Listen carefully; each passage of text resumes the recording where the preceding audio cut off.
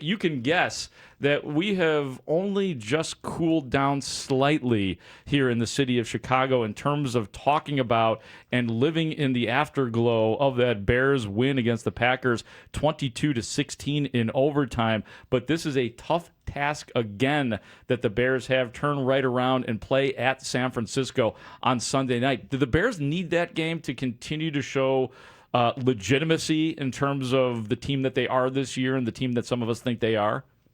Oh, absolutely. Standalone, Christmas weekend, one of the biggest games of the weekend. The 49ers 2 wins away from pulling an inside straight and getting the number 1 seed. It dawned on me last Wednesday that if the Seahawks beat the Rams, that the 49ers would be 3 wins away from the top seed in the NFC, despite all the injuries and other adversity they've had this year. So I think it's a huge game. I think it's probably underrated from the standpoint of the lack of buzz going into the weekend. I think as we get closer and closer, more people are going to realize how big of a game it is, and it's going to have some playoff intensity just a couple of weeks away from the start of the postseason. What's your early thoughts on the game? Is today Wednesday, by the way? Wednesday. Today's Wednesday. So what are your early thoughts? I mean, I think this is going to be a tough one. The Bears have shown me that I should not underestimate them in being able to compete in the class of teams like San Fran. I'm not necessarily ready to pick the Bears to win this game. What is your first reaction to this Bears-San Francisco game, Mike? Difficult stadium to play in. The 49ers understanding how close they are to getting something that no one would have expected them to earn.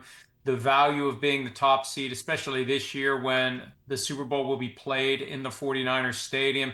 The offense has been unstoppable. Now, George Kittle has a mid low ankle sprain, which may cause him to miss the game. But Christian McCaffrey has been really spectacular this year. He's the guy who was injured last year and the whole thing fell apart. This year, he's one of the few who haven't been injured.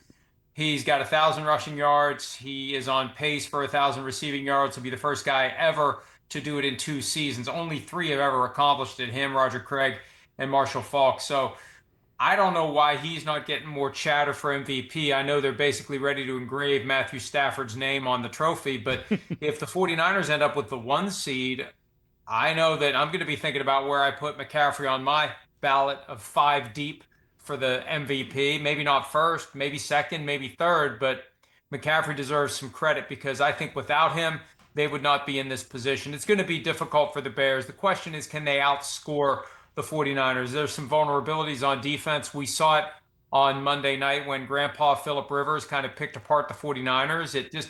Some of these games become like tennis matches where all you have to do is break serve once and you win the game. It took both teams a while to have either break serve by way of stopping the offense, and it was fun to watch. It was very high scoring. I saw that it was the highest scoring first half of a Monday night game since that epic 54-51 Chiefs-Rams game from the Monday night of Thanksgiving week 7 years ago. So yeah, the 49ers defense has vulnerabilities, and for good reason. They don't have Nick Bosa, and they don't have Fred Warner, and they've found a way to make it work without them. Yeah, and that's why Christian McCaffrey is getting, in your mind, the MVP consideration, being healthy all season. They bring in Brian Robinson Jr. in the event that he gets hurt, and he's just been sitting on a shelf, what it seems like, for the entire season so far. Mike, when I'm looking at this Bears team, I'm one of the guys that hasn't gotten over Green Bay just yet. But when I think about that victory, and I'm curious, because obviously it changes the perception nationally, obviously versus locally and what we're thinking here. But I'm curious, does that win in your mind, like, do you see the Bears becoming one of those annoying teams that other teams in the NFL don't want to face in the playoffs? Have they gotten there yet? Well, yeah, I think so. I think they're very dangerous when a quarterback is playing the way that Caleb Williams is, the throws he can make, the reality, and what I think separates good quarterbacks from great quarterbacks. The great quarterbacks can take the play that's called and run it, and when the play that's called isn't there, they can come up with something else on the fly and make it work. And he's got that ability for the second act of a play. A lot of quarterbacks don't. And it's just all working. Dennis Allen has always been a great defensive coordinator, great enough to be hired twice to be a head coach. He shut out Tom Brady once upon a time when he was the defensive coordinator of the Saints. So I would look, I look at the NFC, and really, other than the NFC South champion, every other team in the field is good enough to get hot and make it to the Super Bowl. I really think that. And I think the Bears are in that group. Now, Packers or Lions, I think either of them could, in theory, if whichever one gets in, and right now it looks like it's going to be the Packers, I'd actually feel more confident the Lions can figure things out on the fly and get hot. I think for the teams that had high expectations coming into the season, if they go through a stretch late in the year where they think they're not going to make the playoffs, if they get in, I think in a weird sort of way it puts less pressure on them in the playoffs because we weren't supposed to be here anyway, and we got in by the skin of our teeth. And so I think every team except either Tampa Bay or Carolina is a team that's going to be able to create some havoc when we get to January. And we love havoc in January. We love chaos in January, except if you're, a fan of one of the teams. But for the neutral observers,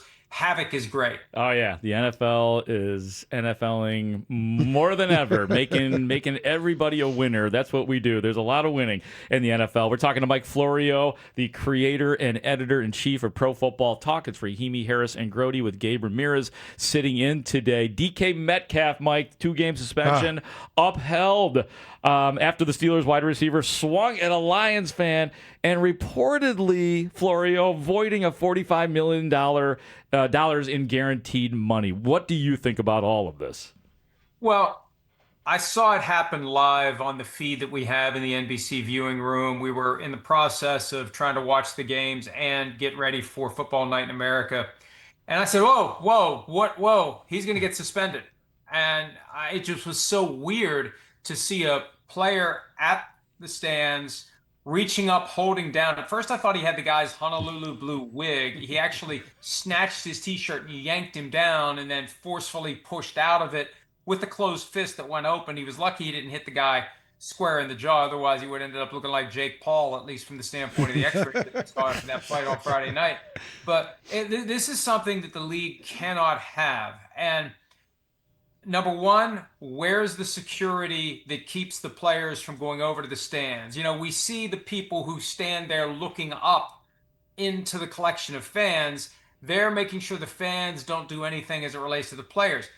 The Lions Stadium, but the Steelers specifically didn't have someone there to pick off any player that might decide to go over and interact with fans. That was a failure. But the suspension was necessary and upholding it was necessary because the next time it would happen, if you'd have a serious injury, if a guy gets pulled over the railing and breaks his neck as he tumbles to the ground, because it's just far enough to seriously injure yourself if you come out of those stands that way, the liability would have been potentially astronomical for the NFL. They have to make it look like they take this seriously. They have to make it look like they take swift and decisive action, and they did. As it relates to the $45 million, there's a question as to whether or not the guarantee is automatically void or whether or not the Steelers have to affirmatively initiate the process. Regardless, they seem to be inclined to let it ride with DK Metcalf. But that's the kind of incident, if you're otherwise having issues with a guy, that's like manna from heaven. It gives you the get out of jail free card. It allows you to escape a contract prematurely. He's lucky they like him because if they didn't like him, they would run away from that remaining $45 million in a heartbeat. Yeah, of course. You get rid of George Pickens. You bring up DK Metcalf. You need someone to catch that rock, and DK Metcalf has played a large role for them this season. Speaking of the team they were playing against, the Lions, you mentioned it, Mike, that one of those two teams, the Lions and the Packers, are going to make their way in to the playoffs. The Packers have a big one this weekend against the Baltimore Ravens. If they lose, the Bears obviously secure the NFC North. It's going to be a tough game for both teams. How do you see that one playing out? Well, we don't know which quarterback, if either, is going to be healthy for the Green Bay Packers. Malik Willis, I think, is trending toward playing. Jordan Love is practicing, but he's in the concussion protocol. You never know when a guy's going to receive full clearance to play again. I think Malik Willis has the potential to be a starter somewhere else. It's just a matter of time before he gets that opportunity. Every time he plays in place of Jordan Love, he's impressive. Last year when Love had that knee injury from the Week 1 game against the Eagles at Brazil and Malik Willis was playing well, I think Jordan Love rushed himself back a little too quickly because he was concerned that Malik Willis was making too good of an impression. So I think they're covered either way. With the Ravens, we don't know about Lamar Jackson's back injury. It may be Snoop Huntley. There's just a weird vibe that is hanging in the air between the Ravens and Lamar Jackson. And if they fail to make the playoffs, and right now Pittsburgh's magic number is 1 to win the division and to dispense with the Ravens, I wonder what kind of changes are going to be made. I wonder how much longer Lamar Jackson's going to be in Baltimore. I wonder how much longer John Harbaugh is going to be in Baltimore. He was talking this week with the kind of confidence that would tell me if it's the end for him with the Ravens, he'll find something else. But the same things we were hearing out of Pittsburgh 3 weeks ago about Mike Tomlin, maybe it's time for a mutual parting, yada, yada, yada. Those same concepts apply to John Harbaugh, who arrived in Baltimore 1 year after Mike Tomlin showed up in Pittsburgh. So I'm going to be watching Baltimore very carefully to see whether or not John Harbaugh is back next year, because you never know what's going to happen, but it's at least something that for me is going to be blipping on the radar screen when we get to week 18. As an outsider, somebody who kind of admires the Baltimore franchise from afar, and one should, just because they seem to do things right. I'm a little shocked to hear you say that. Would I be wrong to say that if John Harbaugh was to leave Baltimore, get fired, or leave, that he would be scooped? He'd have 10 teams interested in him. He'd be the top. He'd be the top of the list, Mike, I assume.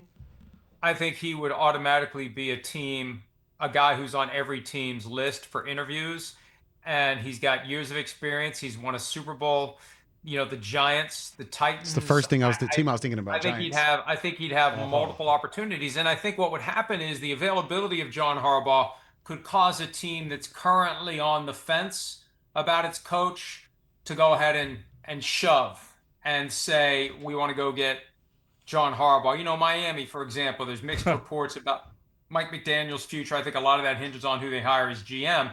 But if all of a sudden John Harbaugh is available, and look, a lot of stuff gets done in the back channels. If Miami has reason to believe John Harbaugh would be seriously interested, that may be the thing that gets Mike McDaniel out of the job, because you always have to think it's not enough to decide to fire your coach. You have to think about who the replacement's going to be. Right. There's always a chance. You drop the house on the Wicked Witch of the East, the Wicked Witch of the West is going to be even worse. And you got to factor that into your decision. That's great. I'll get you, my pretty. This segment is being brought to you by AlmostFreeTeeth.com. Save on dental implants today. So San Francisco crushed the Colts this past week. 48-27 was the final. What about the Colts, man? This is a team. They're that team that was good early and not good late. They were 7-1. The Colts and all their Phillip Riversness, they are now 8-7, having lost 5 in a row. Are there ramifications for this team if they choke out of this thing, or did they blame injuries?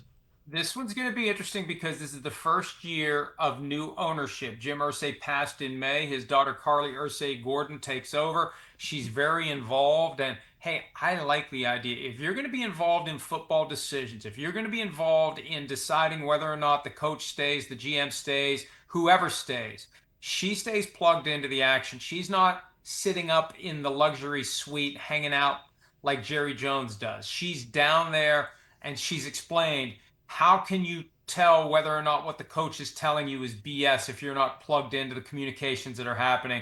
So she's going to make an informed decision. We just don't know what she's going to do. Do you ride it out with Shane Steichen and Chris Ballard? Do you give them another opportunity? Hey, great move to bring in Daniel Jones. Great job to get off to the 7-1 start, but the injuries ultimately overcame the team, specifically Daniel Jones suffering the torn Achilles tendon, which came while he was playing with a stress fracture in his other leg, and that was that for the season. They rolled the dice on Phillip Rivers. It wasn't successful, but it's been fun. I think it's going to be a tough decision, and she has no track record we can point to. There's no reason to think she's going to be anything like her dad was. She's going to make her own legacy one hire at a time. We'll see if she's making one. Mike, great stuff as always. Merry Christmas to you, sir, and we will talk to you probably in the new year, my friend. There they are.